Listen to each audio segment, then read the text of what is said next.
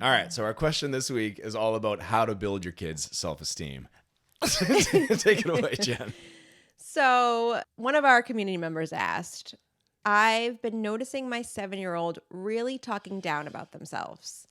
I try not to correct them because I know they want to be heard, but how can I help build their self-esteem? Yeah. And so when we talked about how to best approach this, you and I agreed that kind of step one here is to validate their feelings.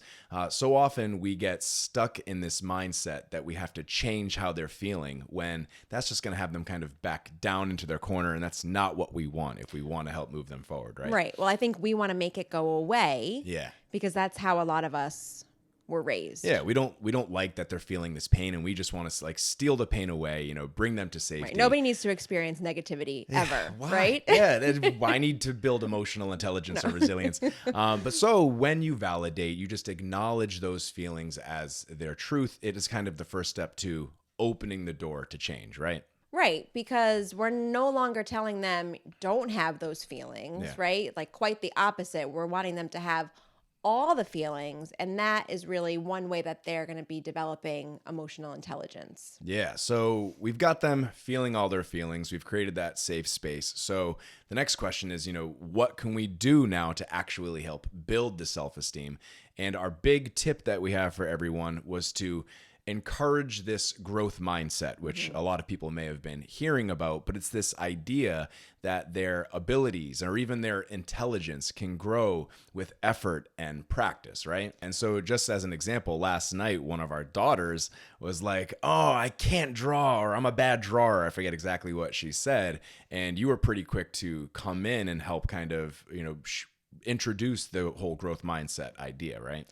Yeah, so with her, I had to do it through writing. The verbal piece was a little bit trickier for her. So I wrote down something like, oh, that must be really tricky to feel that way, versus saying like, oh no, you're a good drawer, and trying to take it away. I said, oh, that must be really tricky.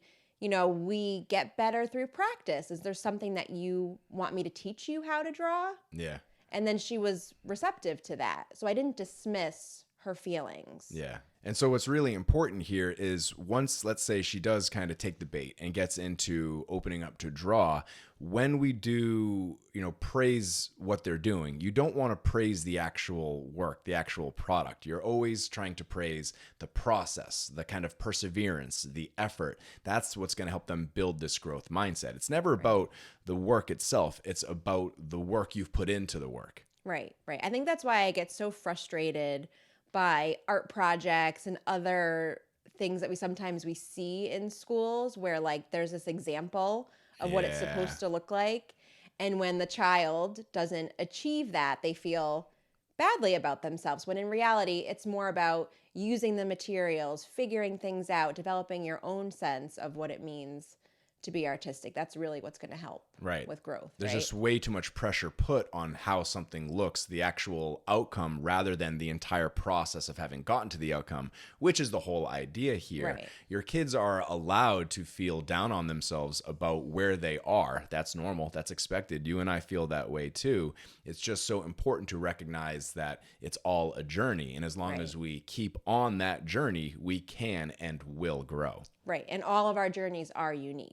Yeah. Right. So another thing we can do is really modeling this for our kids, right? Yeah. So it has me thinking about our 3-year-old and this really cute thing that he does now. He'll do something and he'll say, it's because I practiced. Yeah, he gets it. Right. But he hears us, and I think he hears his sisters too, modeling that. Like, oh, Dad, why are you so good at basketball? Oh, I practice, bro. Okay. Because I practice. That's it, though. We're constantly drawing attention to this idea that if we put in the work and we put in the time, we will develop our skills. Right. We don't just say things like, oh, your 7-year-old sister is artistic because she was born that way. Yeah, God no. And then you also had a note in here about focusing on their strengths, right? You want to build their self-esteem. So what might it look like to focus on their strengths? Yeah. So I think for parents, teachers, grandparents, it's providing that sort of just right challenge. So we might be inclined to like always let our kids win. Yeah. Or to